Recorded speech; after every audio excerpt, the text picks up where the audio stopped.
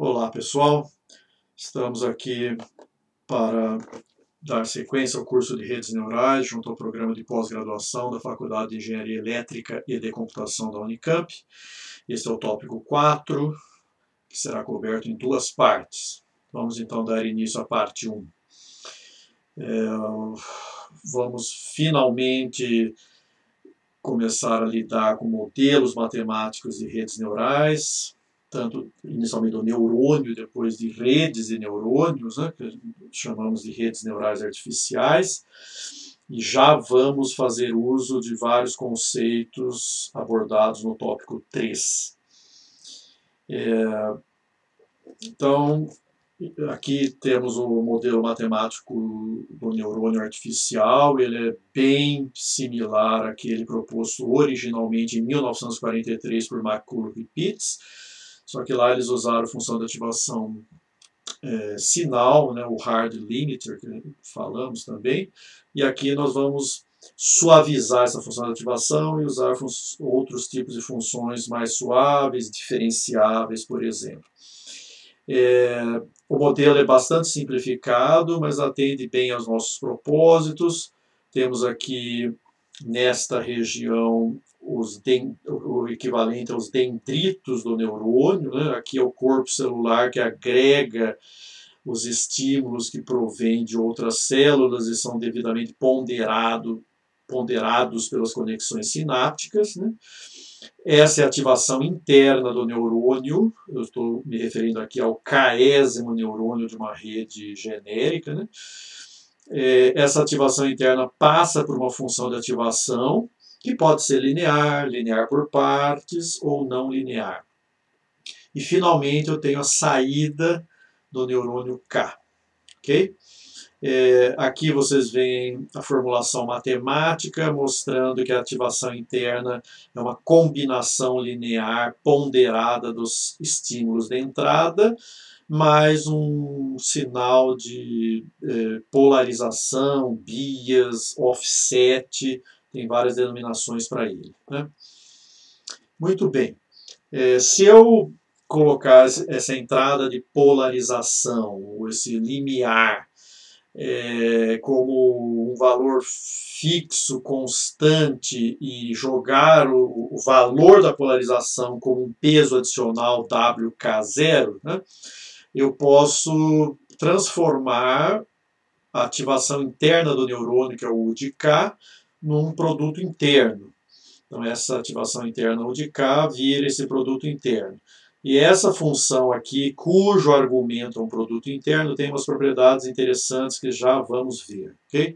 Primeiro vamos falar de alguns formatos específicos para essa função de ativação do neurônio, né? Alguns exemplos usuais. Como eu já disse, existe o modelo linear, que seria a função identidade, e existem os modelos não lineares, né? As primeiras funções implementavam o efeito de saturação e tinham um formato de S. Por isso são chamadas de funções sigmoidais. Okay? O problema dessas funções sigmoidais é que elas são transcendentes e, portanto, não tem um cálculo exato em computador digital. Okay? No entanto, particularmente as funções que se usam como função de ativação do neurônio, elas têm uma derivada de fácil cálculo. Isso é muito importante na hora que eu for treinar a rede neural. Então vejamos aqui o primeiro exemplo, é a função logística. Ela já não é tão utilizada hoje porque não excursona em torno de 0, ela excursona em torno de 0 e 1. Aqui as escalas estão apagadas, não dá para ver direito, mas no material, no PDF, talvez vocês enxerguem melhor. E à direita vocês veem a derivada, mostrando que essa função é monotonicamente crescente, porque a derivada é sempre positiva, e o valor da derivada é máximo na origem, no zero. Tá? E eu poderia, em princípio, usar vários valores para esse coeficiente P, aí, é um parâmetro interno da função de ativação, tá? Mas normalmente a gente usa o valor 1. Só valeria a pena aprender esse valor, né, ajustar esse coeficiente, esse parâmetro P, se o custo-benefício no aprendizado fosse compensador, e não é, ok? Portanto, normalmente se fixa esse valor em 1. É importante, eu sempre vou apresentar aqui a derivada, como já falei, pelo fato de eu precisar obter a derivada de todos os neurônios da rede no momento em que eu vou ajustar as conexões sinápticas. E eu tenho que obter muitas vezes as derivadas, tá? E, portanto, a gente vê aqui que o cálculo da derivada, mesmo para essa função que não é tão popular mais hoje, né, função logística para compor a ativação do neurônio, mas ela tem uma derivada de cálculo muito simples, que só depende da própria saída. Né? Uma função jamais utilizada é a função tangente hiperbólica, que é muito parecida. A grande alteração aqui está no intervalo de excursão, que vai de -1 até +1, com média 0. Tá? Essa é uma das principais razões pelas quais é uma função mais utilizada. Okay? Mais uma vez, quando nós a utilizamos, usamos com o p igual a 1 fixo. Okay? De novo, a derivada é diferente um pouquinho da derivada da função logística, mas é igualmente simples de ser obtida.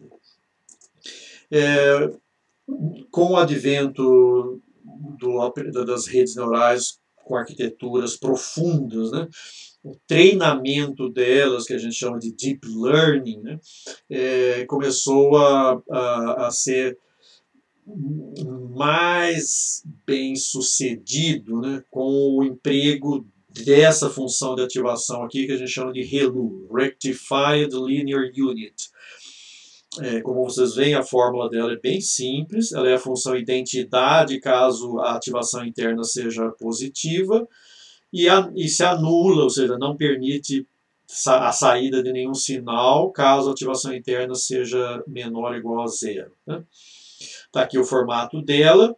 Ela é linear por partes, muito simples calcular a derivada dela, ou seja, a derivada ou é 0 ou é 1, né? Dependendo de onde está o valor de U de K. Apesar de ser uma função com bom custo-benefício, né, e esse custo-benefício tem muito a ver com essa propriedade aqui de operar como uma porta, né, uma porta que deixa ou não passar um sinal. Né? Se deixa, o sinal passa como chega. Se não deixa, ele é totalmente cancelado. Né? E, no entanto, esse efeito, essa operação como porta, para a questão do treinamento, né, ela tem algumas desvantagens.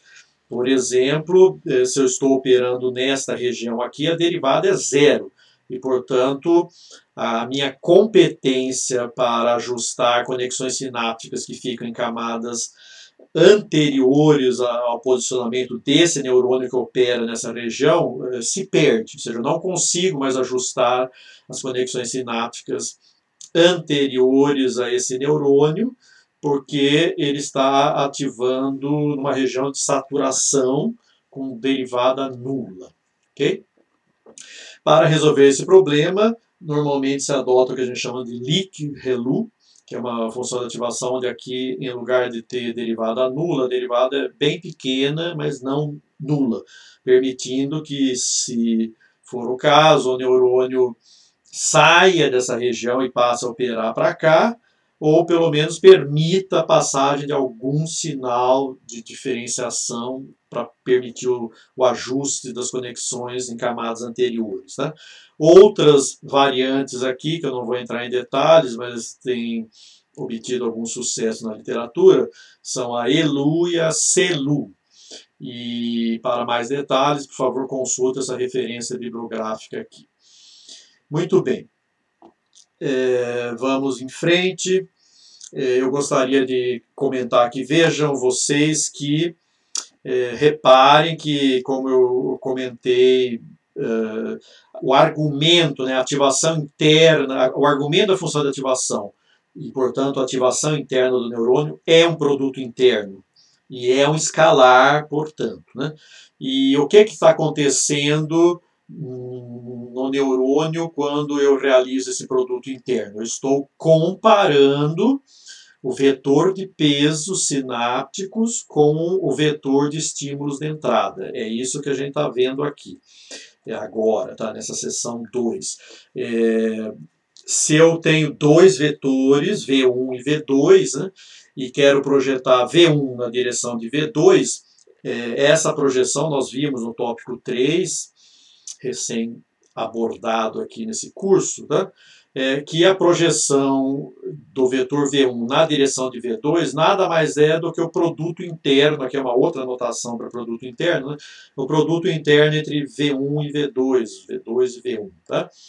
E, portanto, para todos os efeitos, o que esse modelo matemático do neurônio, aí, inspirado no neurônio de McCulloch-Pitts, ele realiza uma comparação, né, ou se quiser, uma projeção do vetor de estímulos de entrada na direção do vetor de pesos sinápticos. E a conclusão mais importante aqui está nesse parágrafo que diz o seguinte: mantendo constante, no caso aqui constante, o módulo de V1, a sua projeção na direção de V2 é tão maior quanto mais colineares forem esses dois vetores. Ou seja, para um estímulo de entrada de módulo constante, a ativação do neurônio vai ser tão maior quanto mais coerente forem os vetores de estímulo de entrada e de pesos sinápticos, ok? Então tem neurônios que são especializados em ativar para certos padrões, certos perfis de estímulos de entrada. E isso é bem claro neste modelo matemático simplificado, mas que ressalta muito bem essa propriedade. E no limite, né, quando esses dois vetores são colineares, a ativação é máxima. Por outro lado, se eles forem perpendiculares, aquele neurônio não tem uma ativação interna nula, indicando que aquele neurônio não tem nada a ver com o perfil de estímulo externo que está chegando na rede neural naquele momento. Okay?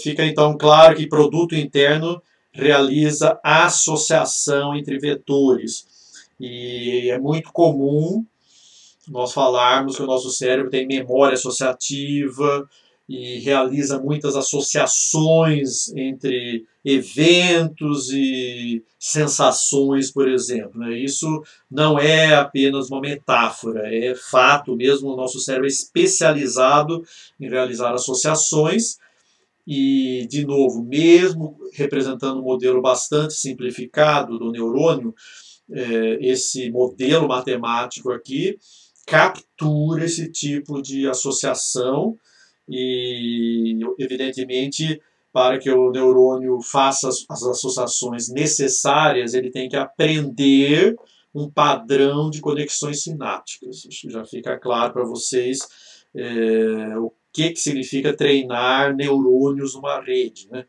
Para que eles ativem na hora certa, e para que eles ativem na hora certa, eles têm que ter um padrão de pesos sinápticos coerente com os estímulos que devem levar aquele neurônio à ativação. E se o neurônio não deve ativar, o padrão de pesos sinápticos tem que ser ortogonal ao estímulo de entrada, por exemplo. Então, estou só reapresentando aqui o modelo matemático para mostrar isso bem claramente. Então, essa ativação interna ela vai ser máxima quando este vetor e este vetor aqui forem colineares. Ok? E vai ser mínima, zero, se eles forem ortogonais. E esse vetor é o vetor que é modificado durante o processo de aprendizado. São essas conexões sinápticas que são ajustadas quando eu treino esse neurônio. Okay? Outra propriedade bastante importante, voltando aqui na figura, né? Então a gente vê que o corpo celular faz a agregação ponderada desses estímulos, né? E a pergunta é, isso aqui é um produto interno entre dois vetores, né? O que acontece com essa função de ativação F quando o seu argumento é um produto interno? Então é isso que a gente vê nessa seção 3. Basicamente, vamos supor que a função tem esse formato, que é chamado uma função de base radial. Aqui eu tenho uma função gaussiana, né, que pode ser uma função de ativação de neurônios, como a gente vai ver nesse mesmo tópico. Né. Quando a entrada é um escalar, simplesmente a saída é a gaussiana, na dimensão única que eu tenho escalar. Tá? Lembrando vocês que todo produto interno é um escalar também, mas quando eu substituo um escalar por um produto interno, trabalhando, por exemplo, no R2, né, aqui eu tenho x1 e x2, o que eu consigo é que a função reproduza o seu comportamento não linear, original, de ser uma gaussiana numa dimensão, numa direção, né, e se expanda constante nas direções ortogonais. Aqui é apenas uma, porque eu tenho só duas dimensões. Né? Portanto, funções que têm como argumento produto interno recebem o nome de funções de expansão ortogonal. E este é o papel realizado por neurônios do tipo perceptron, né, que nós vamos falar mais aqui para frente. E essa função de expansão ortogonal, ou seja, que tem um formato numa direção e é constante nas demais direções, recebe o nome em inglês de Reed Function, ou função culmieira, função telha. Né? Como vocês veem, de fato, nesse exemplo que eu dei aqui, o formato da função é bem parecido com uma telha mesmo. Okay? Quando eu conecto neurônios entre si, eu vou formar uma rede de neurônios, ou uma rede neural artificial, que é o nome que nós estamos dando nesse curso. Né? E aqui eu estou só mostrando uma conexão. Né? Eu pego a saída do neurônio, que seria então o axônio do neurônio, né? E esse estímulo aqui vai chegar num dendrito, né? É o equivalente a um dendrito do neurônio pós-sináptico. E aqui se estabelece a famosa conexão sináptica entre os neurônios e ela é ponderada por esse peso aqui. Ok? Evidentemente que eu não vou conectar arbitrariamente essa rede neural.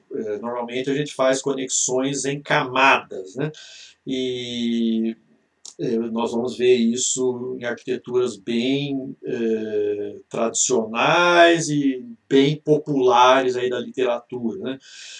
Quando eu tenho uma camada plenamente conectada, né, a saída de cada neurônio da camada anterior, da camada precedente, é entrada para todos os neurônios da camada seguinte, subsequente. Okay?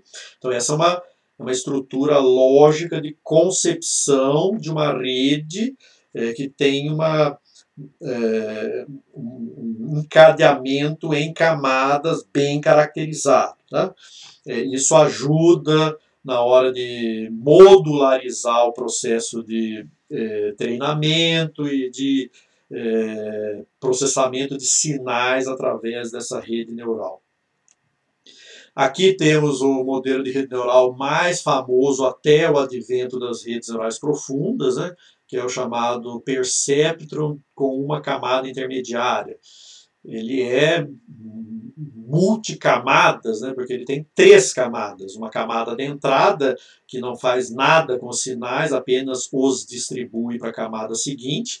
Aí sim eu tenho aqui uma camada com N neurônios com função de ativação F, né, que processam os sinais da entrada. Todos esses neurônios recebem os mesmos estímulos e todos os estímulos da entrada, né, só que cada neurônio faz uma ponderação possivelmente distinta desse vetor de estímulos aqui. Né, e Aqui tem uma camada de saída, então camada de entrada, camada intermediária e camada de saída, que recebe como estímulo todas as saídas dos neurônios da camada intermediária. E, finalmente, a rede neural vai produzir uma ou mais saídas aqui. Por isso que a gente diz que um neurocomputador, isso aqui é um neurocomputador, né?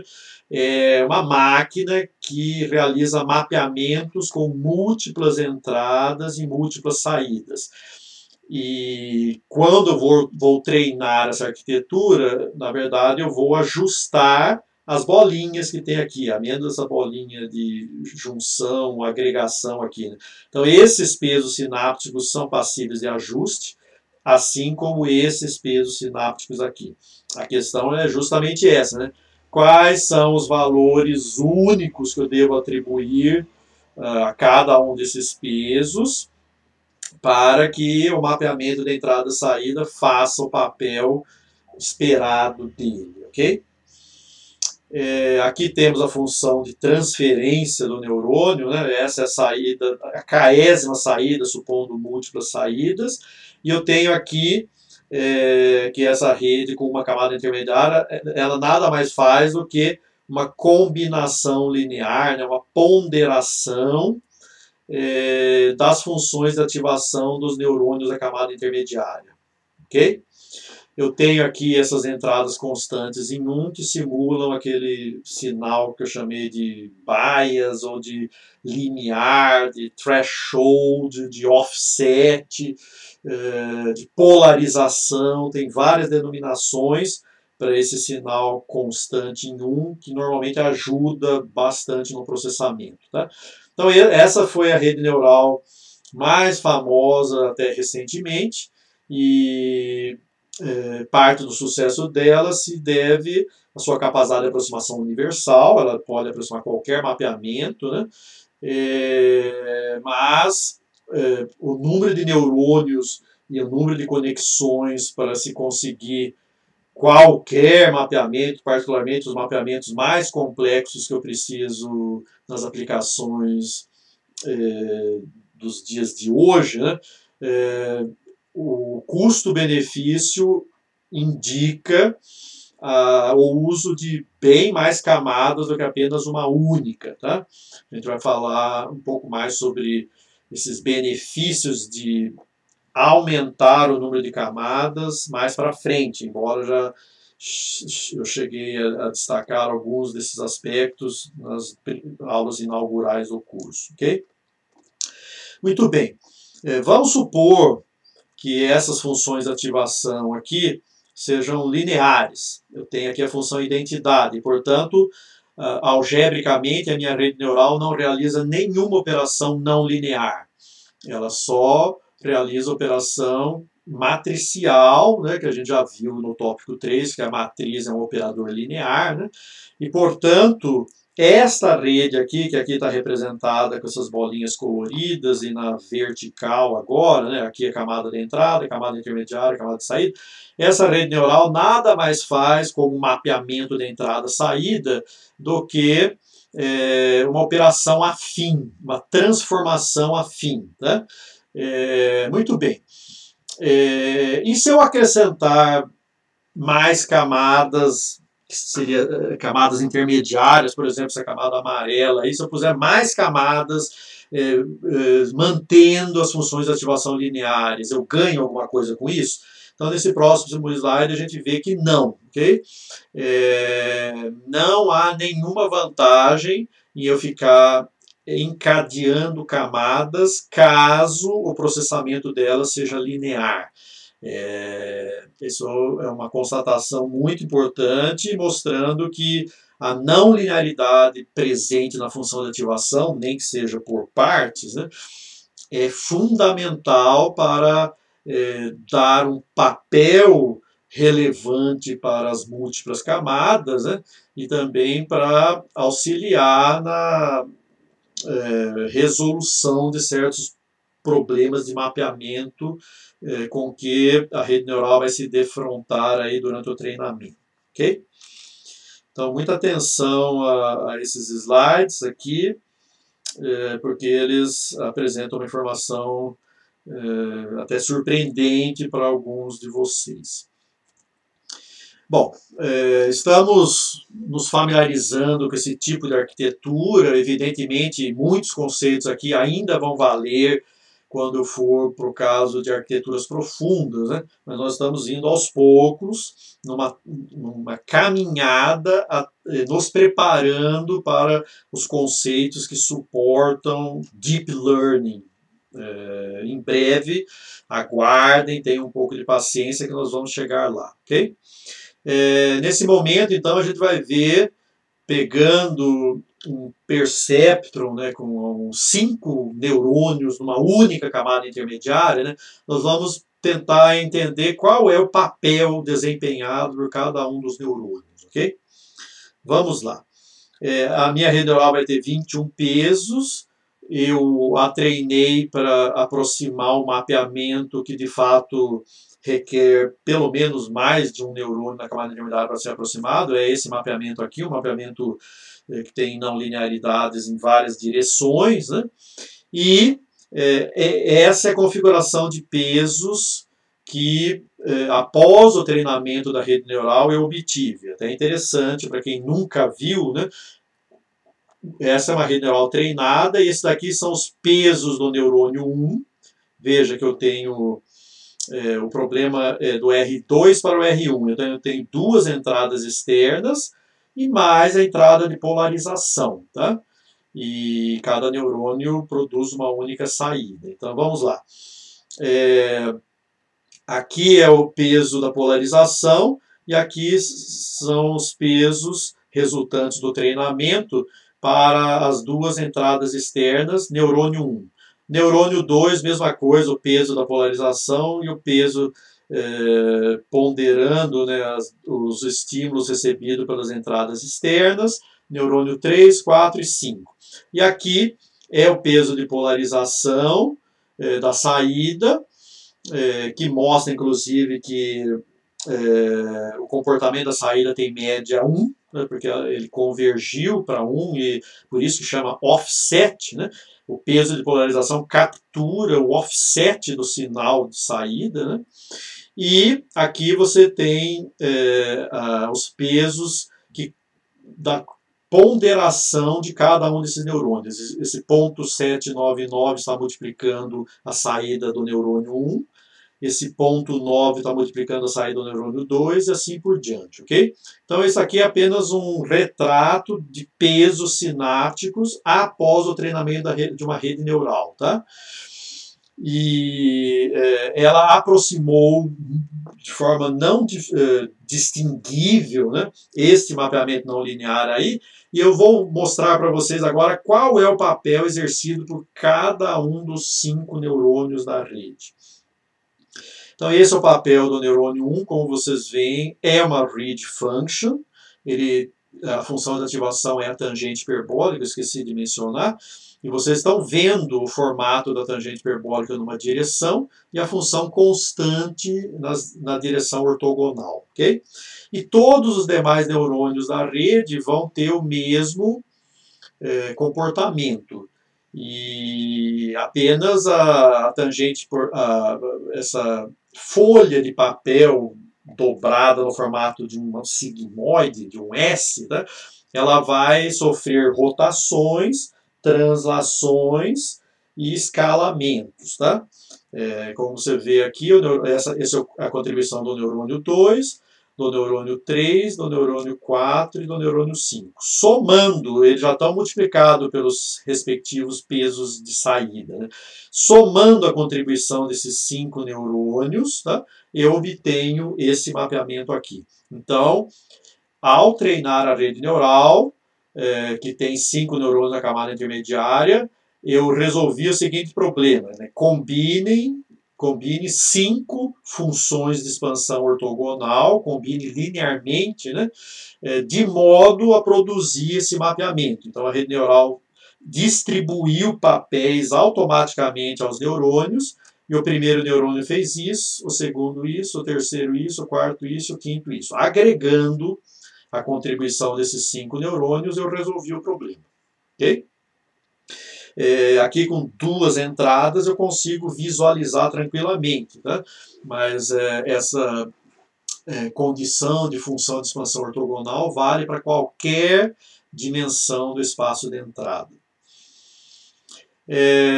Aqui é um caso até mais simples do que o anterior, eu tenho agora uma única entrada, mas para mostrar para vocês, mais uma vez eu mudei o nome da função de ativação agora, ela é G, mas mais uma vez eu estou usando função tangente hiperbólica aqui. Tá? Eu vou aproximar um certo mapeamento e eu quero mostrar para vocês qual é o papel do A, desse peso sináptico aqui, desse peso sináptico aqui e desse peso sináptico aqui. Tá colocado aqui. O A, ele tem um papel, ele é o peso do offset da entrada, né? Ele tem um papel de transladar a tangente hiperbólica, fazer esse movimento que eu estou fazendo aqui. Tá?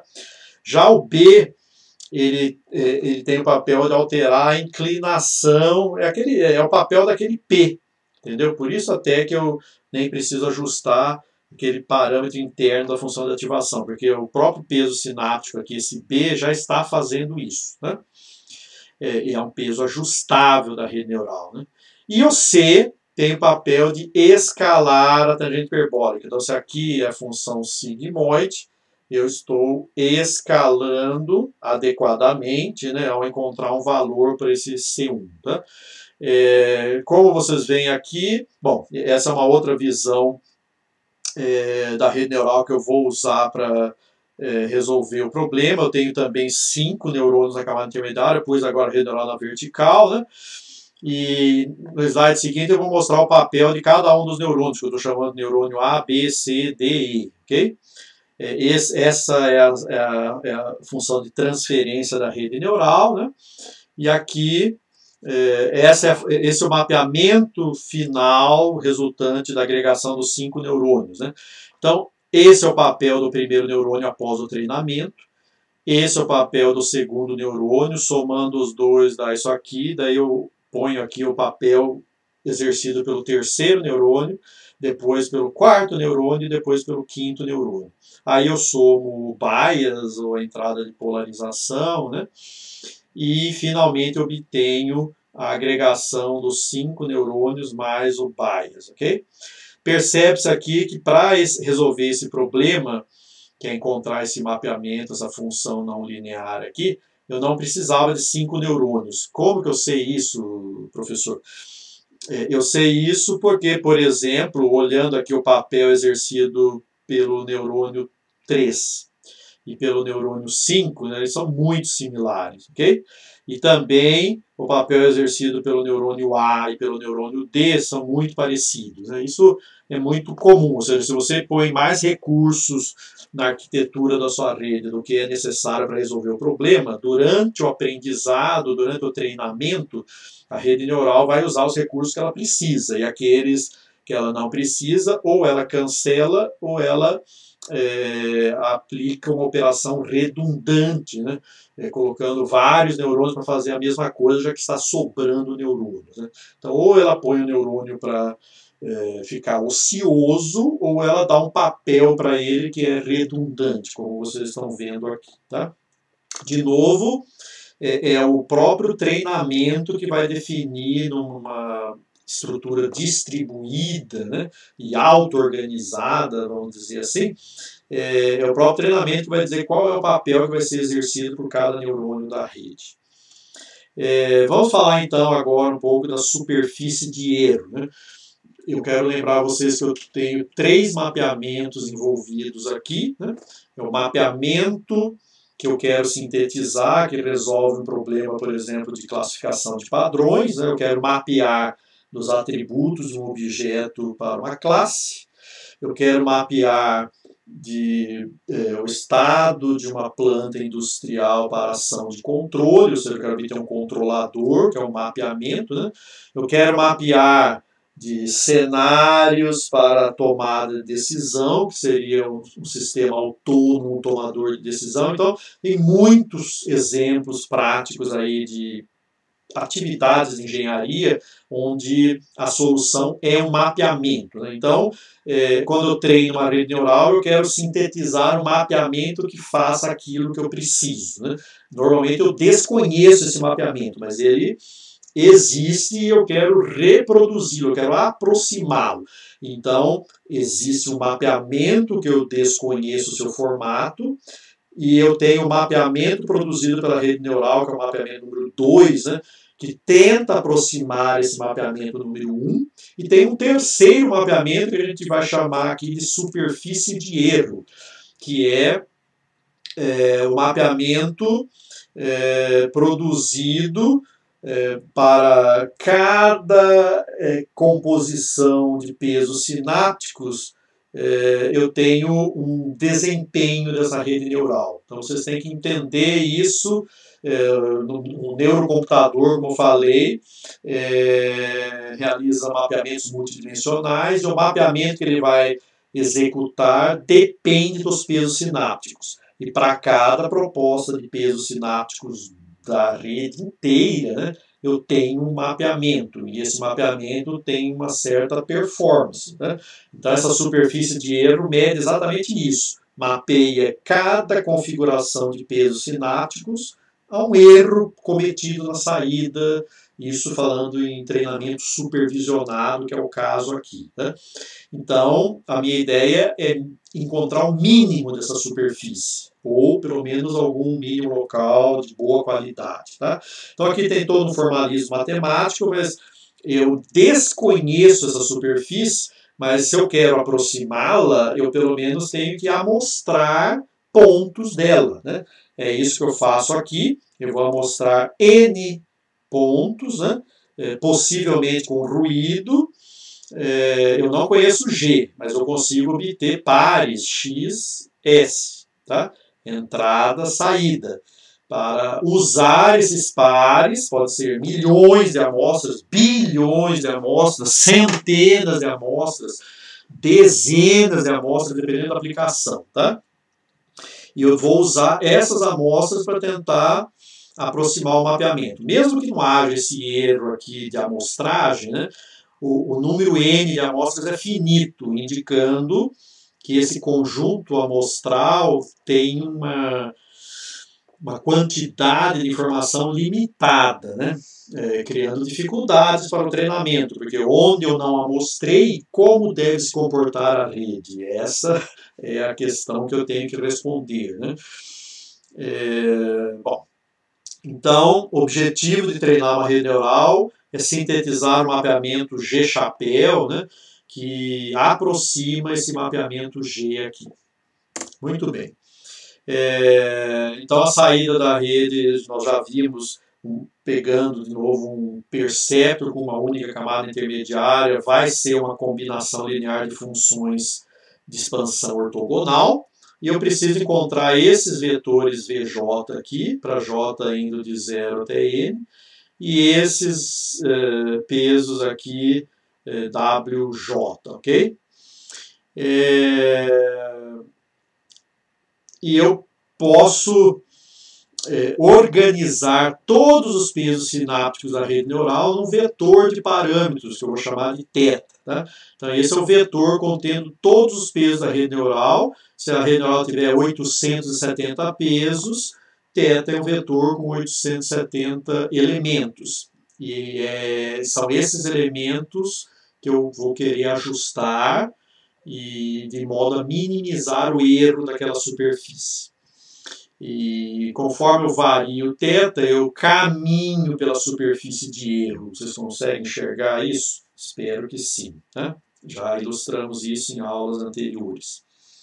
Bom, como que é a fórmula matemática da superfície de erro? Então, a superfície de erro depende desse vetor θ. Para cada, como eu falei, né, para cada composição de pesos sinápticos da rede neural, eu vou ter uma saída, um desempenho, um erro agregado para todas as N amostras disponíveis para treinamento.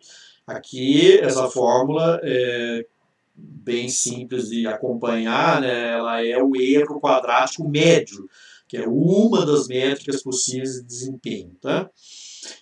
Como eu tenho a formulação matemática precisa da rede neural, né, eu posso aplicar gradiente e diferenciar essa função aqui e usar as técnicas mais eficientes aí de otimização irrestrita. Né?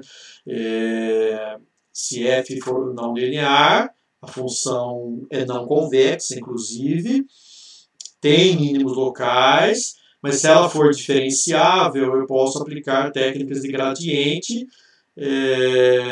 para ajustar esses pesos sinápticos aqui. Tá? Normalmente essa superfície de erro reside em um espaço bem grande. Tá? Tem redes neurais que podem ter centenas de milhões de pesos sinápticos, né? E veja que J é um funcional que mapeia desse vetor de pesos que reside no RP para o R, tá? Que é o desempenho daquele neurocomputador, que é uma rede neural artificial com certo conjunto de valores para os seus pesos sinápticos, ok?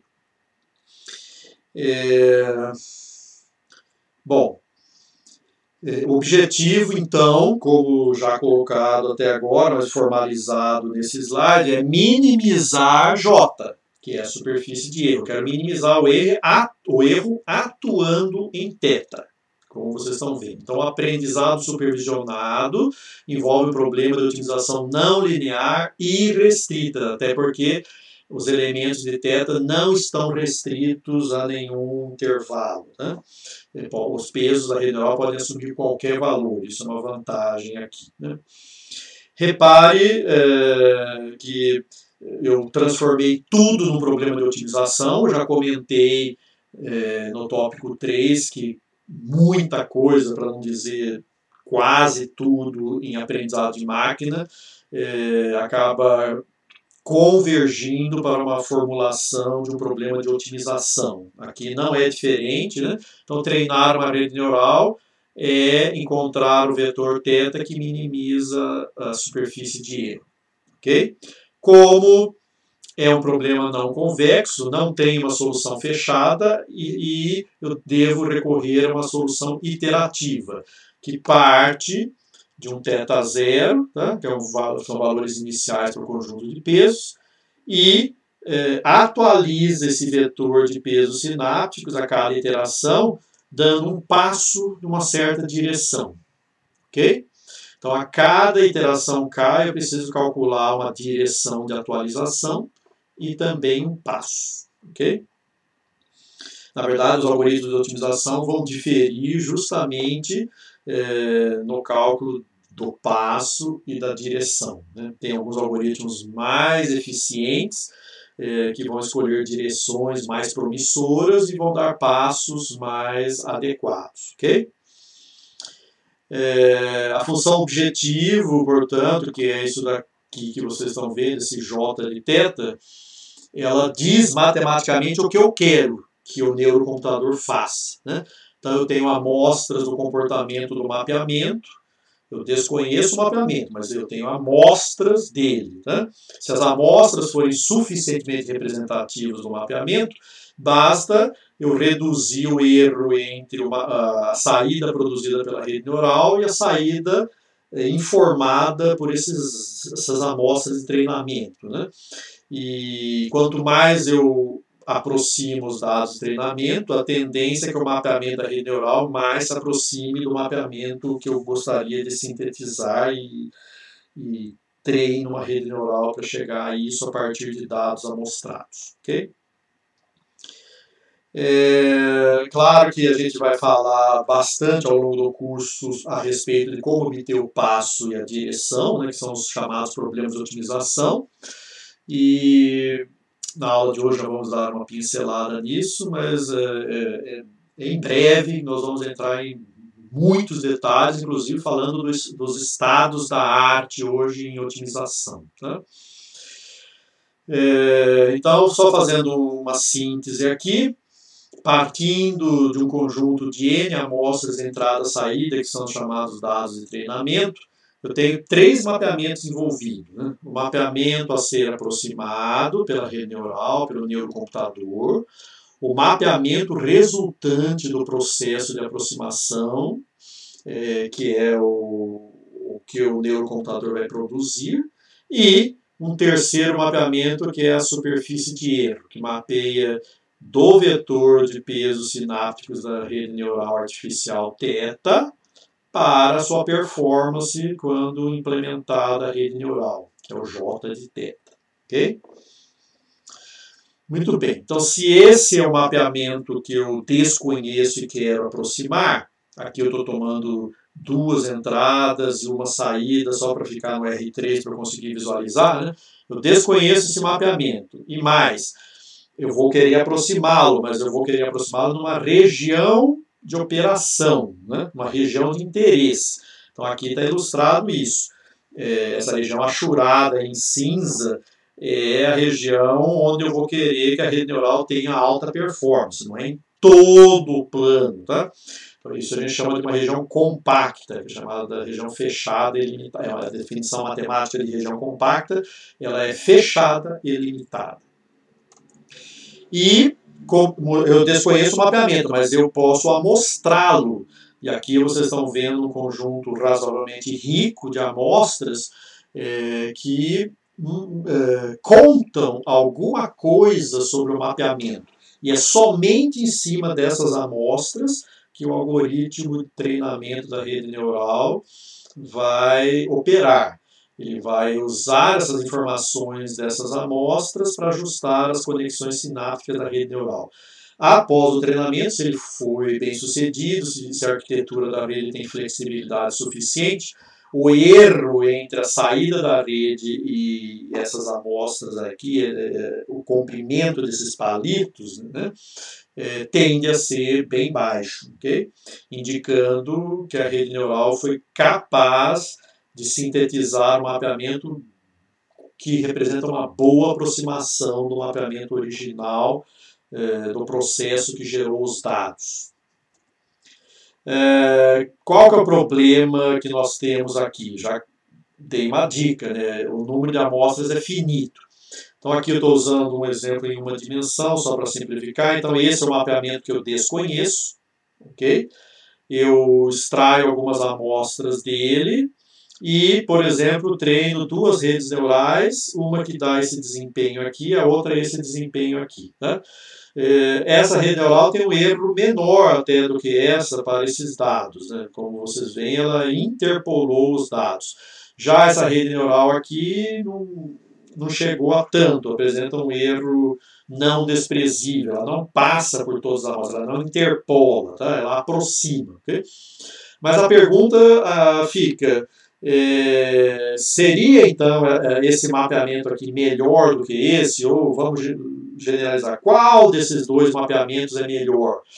Para responder essa pergunta, eu precisaria dizer, veja, o comportamento desses 2 mapeamentos é bem diferente nas regiões onde não tem amostra.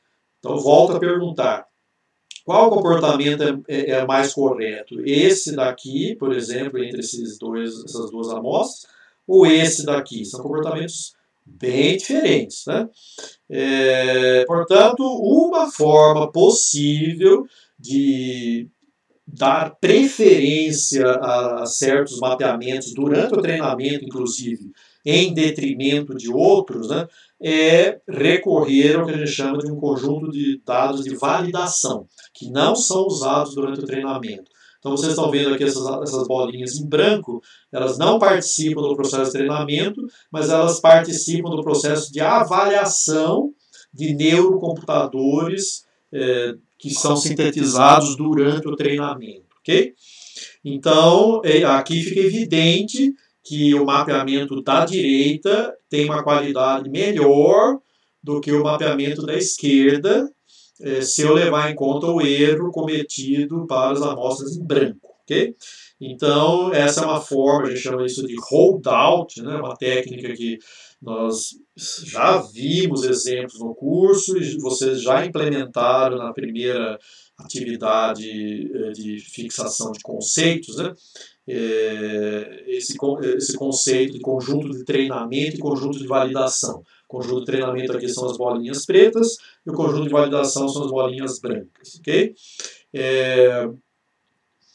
Então, com as bolinhas brancas, eu posso agora responder, por exemplo, em que momento eu devo parar o treinamento, se a arquitetura da rede é competente, é flexível o suficiente ou não, entre outras respostas também.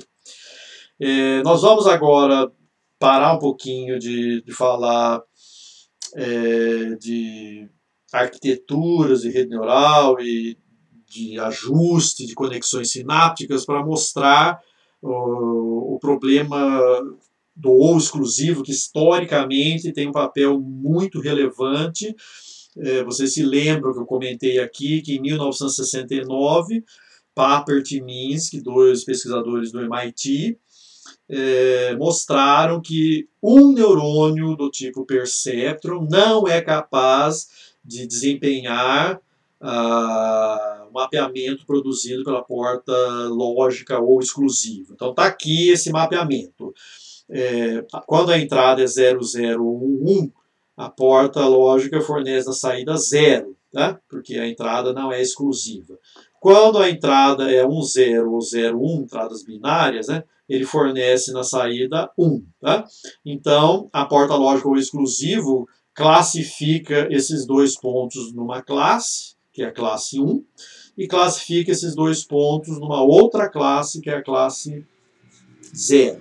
Então, corretamente, Papert e Minsky mostraram que não existe um neurônio do tipo McClure-Pitts, que nós acabamos de ver aqui, um único neurônio, né, capaz de classificar corretamente essas amostras. Por quê? Porque um único neurônio só é capaz, por ser uma função de expansão ortogonal, né, ele só é capaz de separar esses pontos através de uma reta. E não existe uma única reta que separa os quadradinhos em preto das cruzinhas, ok?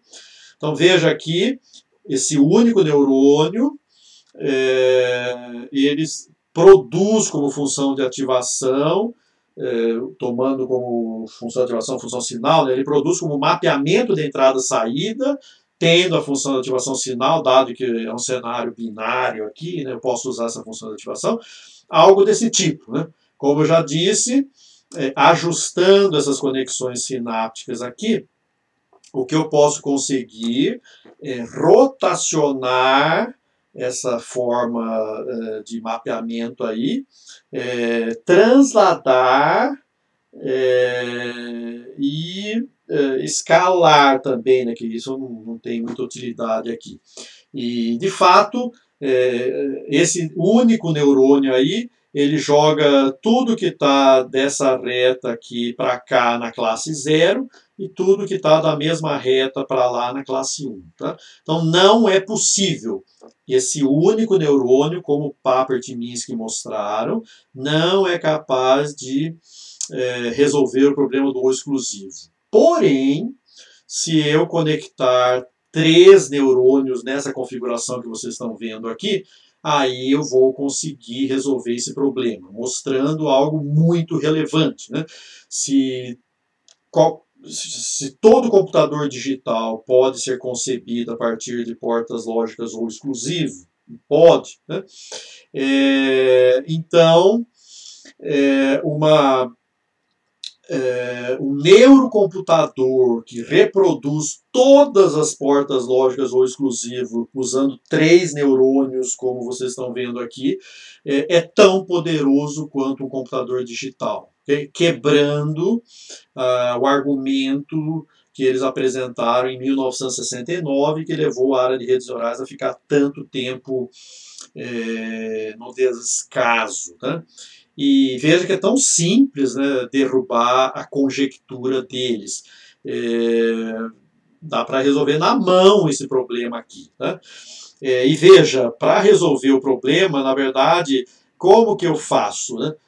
Em lugar de resolver o problema original, que é mapear de x1, x2 até y, Com a única camada intermediária que eu ponho aqui, eu mudo o problema. Agora, o meu problema para um único neurônio de novo é mapear de Z1, Z2 para Y. Tá? Desde que eu consiga organizar adequadamente Z1 e Z2, eu resolvo o problema. Tá? Então, eu peço que vocês leiam essa sequência de passos aqui, mostrando que é possível, posicionando o primeiro neurônio da camada intermediária para fazer esse mapeamento aqui, onde aqui é 1 e aqui é 0, tá? E o segundo neurônio para fazer esse mapeamento aqui, onde para lá é 1, para cá é 0, tá? E eu consigo mapear os 4 pontos que vocês estão vendo aqui, nesses 3 pontos aqui. E aí, aqui eu tenho a classe 1 e aqui eu tenho a classe 0. Esses 2 pontos foram mapeados conjuntamente no 0, 1. Né? E com uma única reta, que é o papel do terceiro neurônio de saída, eu resolvo o problema do exclusivo. Conjectura derrubada e neurocomputador tão poderoso quanto um computador digital, pelo menos. Né? Bom, já comentamos muito sobre capacidade de generalização, mas vamos entrar em mais alguns detalhes aqui. Né? Eu poderia, quando eu vou treinar a rede neural, eu poderia promover o ajuste de um conjunto bem amplo de parâmetros, né? Não apenas os pesos sinápticos, mas com certeza, né, os pesos sinápticos, parâmetros da função de ativação, número de neurônios da camada intermediária. Não falei até agora como definir esse número, né? Eu falei que é um número N, usei 5, usei 1, né? Mas não disse como encontrar valores adequados. Né? E também número de camadas intermediárias, né, que é um assunto que a gente vai tratar mais em detalhes quando formos falar de arquiteturas profundas.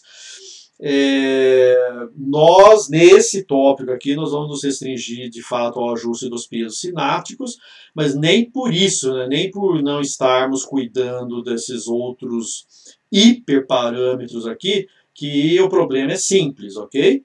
É um problema bastante complexo, mas eu tenho pelo menos uma garantia.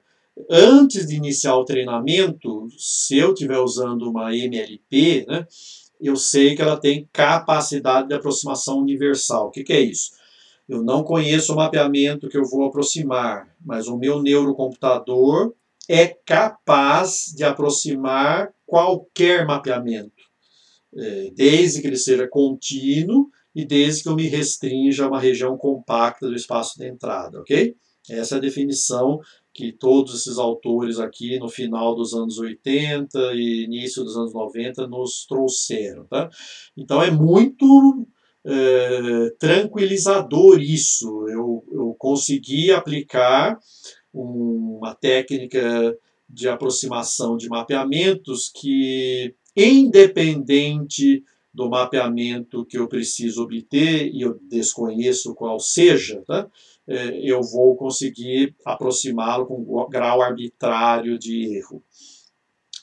Ok, que é um teorema existencial apenas, porque ele não me diz como chegar a esse grau arbitrário de erro, né?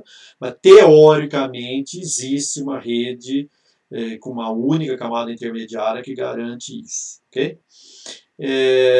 Mas essa informação é tranquilizadora e é relevante para um projeto de análise de dados, sem dúvida nenhuma, ok? No entanto, já destaquei para vocês que o maior desafio no treinamento é treinar na medida certa, né? Então, como o conjunto de dados disponível para treinar pode ser ruidoso e pode também, e certamente é limitado, né? E eu não tenho informações completas sobre o mapeamento que eu desconheço, só tenho um conjunto limitado de amostras, né? E mais, a rede neural, o neurocomputador pode ser mais flexível do que a tarefa exige, ou menos flexível. Então, como maximizar a capacidade de generalização? Esse é um Aspecto importante. Então já demos uma dica aí, né, usar conjuntos de validação, por exemplo. Né? Então, é importante que quando eu for usar esses conjuntos de treinamento e validação, é necessário assegurar que ambos os conjuntos sejam suficientemente representativos do mapeamento que se pretende aproximar.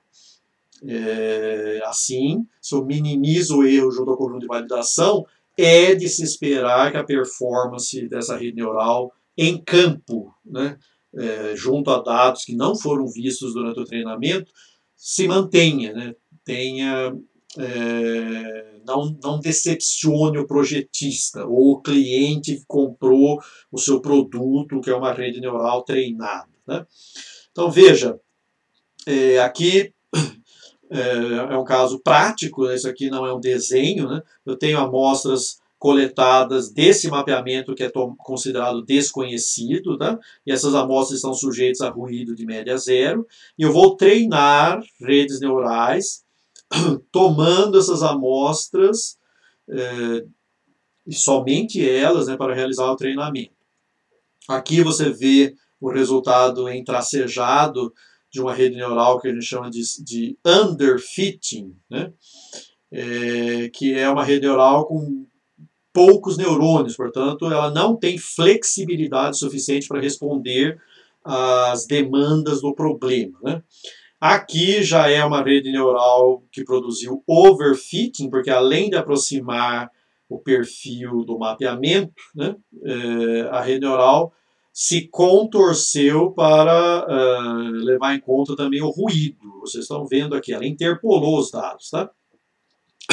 Essa mesma rede neural, se você treiná-la na medida certa, ela pode produzir esse desempenho aqui, que certamente é bem mais indicado, né, do que esse ou esse aqui. Então, aqui eu tenho underfitting, aqui eu tenho overfitting e aqui eu tenho um fitting adequado. Tá? Mas como assim, professor? Veja que no fim a rede neural errou, ela não fez essa curva aqui para cima. Ora, olhem os dados que ela dispunha. Tá? É coerente ela ter entendido que o mapeamento seguia por aqui?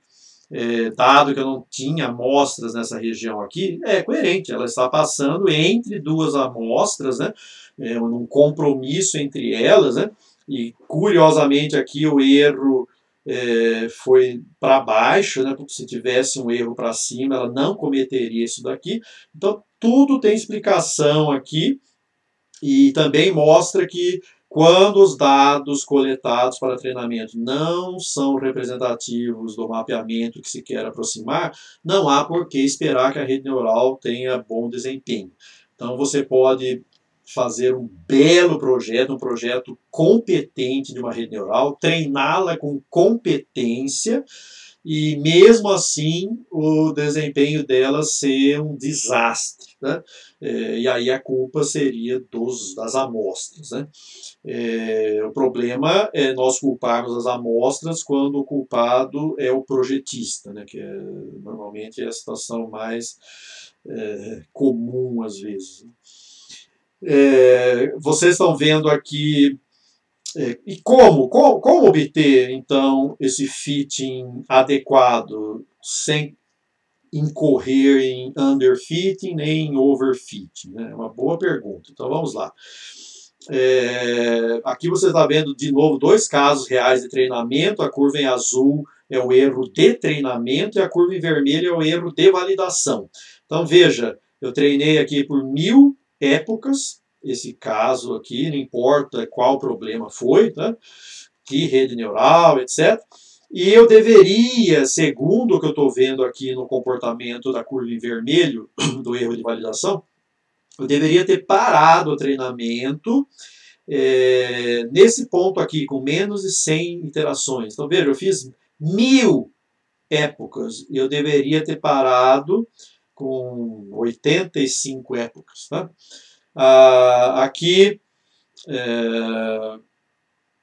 não sei se é zoom daquela figura ou é uma outra figura, talvez seja uma outra figura, né? Mostra algo parecido, né? Eu treinei por 200 épocas e deveria ter parado com 50 épocas de treinamento aqui, ok? Então, o conjunto de validação tem esse papel de early stopping, ou seja, ele indica que eu devo parar de treinar mais cedo antes de começar a decorar o ruído, aproximar o ruído que tem nos dados, ok? O problema aqui, temos um problema aqui que é o seguinte, veja que a curva vermelha, a curva em azul é super bem comportada, ela está sempre descendo, né? Isso para algoritmos de treinamento que só dão passos minimizantes e eles existem. Mas a curva em vermelho ela é bem errática, tá? Então a pergunta é como encontrar o mínimo dela? Então a resposta é bem simples. Como há recursos computacionais suficientes hoje, presenteado a nós pela lei de Moore, né? Produza overfitting, ou seja, treine a rede neural até sair sangue mesmo. Né? E com isso você garante que você já passou pelo ponto de mínimo. E aí você vai monitorando esse erro e vai guardando os modelos que levaram ao mínimo erro de validação, ok? Então, com isso você, mesmo se lá na frente, por exemplo, o erro voltar a cair, você não perde essa oportunidade, né? Dado que realmente o comportamento do erro é errático e não dá para prever a priori, ok? Outra coisa, né, como dividir, como particionar entre conjunto de treinamento e validação. Então, a dica aqui é o que nós usamos na nossa primeira lista de exercícios, né, é uma partição de 80% a 20%, mas poderia ser 70% a 30% e depende muito da aplicação. Okay? Só um cuidado aqui, né, quando você tem problemas de classificação com muitas classes, na hora de particionar, não se esqueça de fazer essa partição 80-20 dentro ou junto a cada classe, né?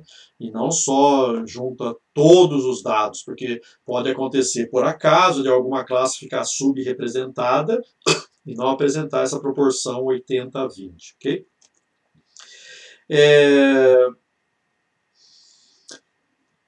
Quando eu tenho dados suficiente, eu posso até trabalhar com um terceiro conjunto, que a gente chama conjunto de teste, né, que será usado somente após terminar o treinamento. Também recorremos a isso na nossa atividade computacional. Além de holdout, que é essa técnica que eu apresentei aqui, já tinha falado um pouco antes, né, existe uma técnica estatisticamente mais robusta, né, chamada validação cruzada com K-pastas.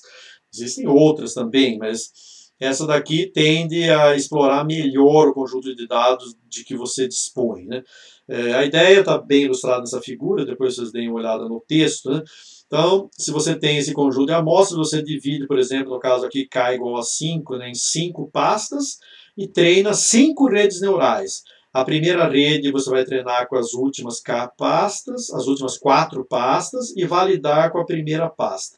A segunda rede neural você vai treinar com a primeira e as últimas 3 e validar com a segunda e assim por diante. Então veja que cada rede neural, cada uma das 5 redes neurais aqui foi treinada considerando um conjunto de validação diferente. Né?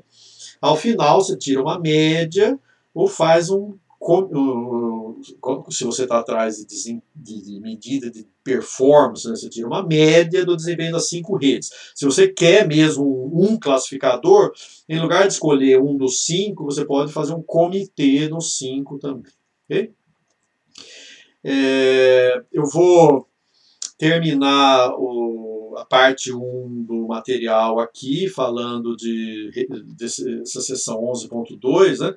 E depois eu reinicio na parte 2 a partir do próximo slide. Okay? É conhecido na literatura e não é um privilégio, uma exclusividade das redes neurais, né? Nem a MLP, nem as redes profundas, elas são modelos instáveis. Né? Isso é um pouco desafiador, um pouco chocante, talvez, esse nome, instável, né? Mas ele significa simplesmente o seguinte: é um modelo muito flexível, e toda vez que você insere informação nova durante o treinamento, o efeito dessa informação nova sobre o mapeamento resultante, né, pode ser imprevisível, pode ser bem grande. Né?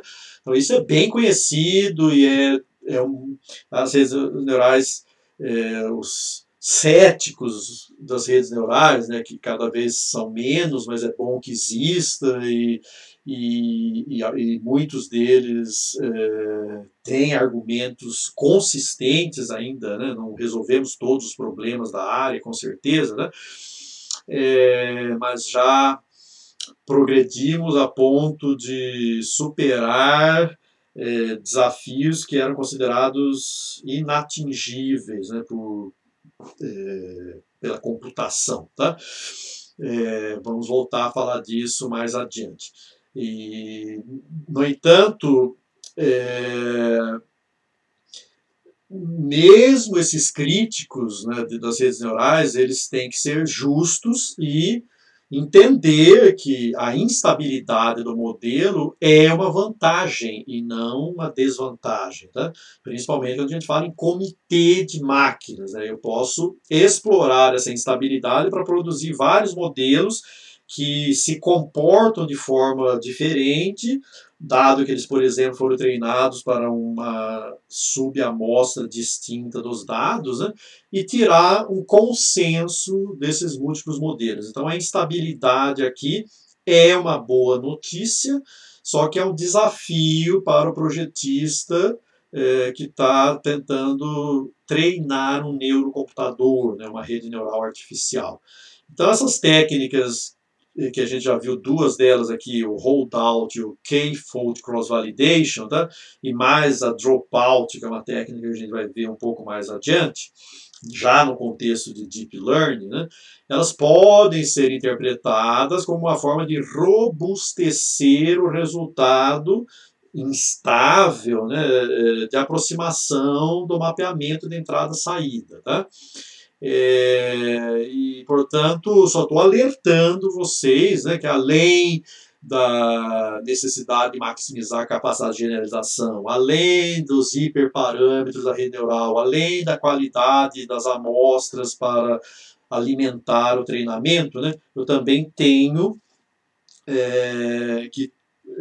esse desafio, né, tenho que me preocupar com essa instabilidade do modelo. Eu não posso cair em armadilhas ou ser enganado, né, pelo modelo em cenários onde é fundamental que ele se comporte de modo bastante previsível e sem assim, produzir resultados totalmente imprevistos, inconsistentes. Né? Então vamos interromper por aqui esse módulo, esse tópico 4, parte 1. Né? Eu agradeço a atenção de todos e retornaremos com a parte 2 a seguir. Não se esqueçam de se inscrever no canal para receber notificações toda vez que novos vídeos forem liberados, ok?